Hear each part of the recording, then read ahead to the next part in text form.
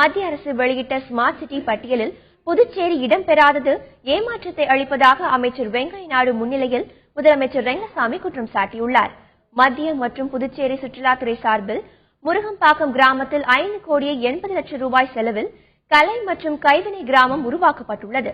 அதன் திறப்பு விழாவில் பேசிய புதுச்சேரி முதலமைச்சர் ரெங்கசாமி, மழை வெள்ளத்தால் பாதிக்கப்பட்ட புதுச்சேரி மாநிலத்திற்கு மத்திய அரசு போதிய நிவாரணத் தொகை வழங்கவில்லை என்று புகார் தெரிவித்தார்.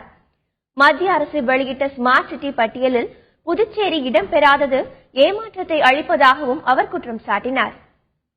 நிகழ்ச்சியில் பங்கேற்று பேசிய மத்திய அமைச்சர் வெங்கையா நாயுடு, போட்டியின் அடிப்படையிலேயே ஸ்மார்ட் சிட்டியின் முதலாவது பட்டியல் தேர்வு செய்யப்பட்டதாக கூறினார்.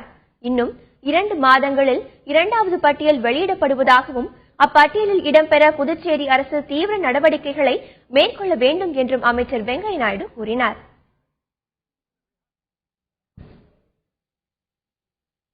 Modi and Rangaswamy, good jodi, that is a combination.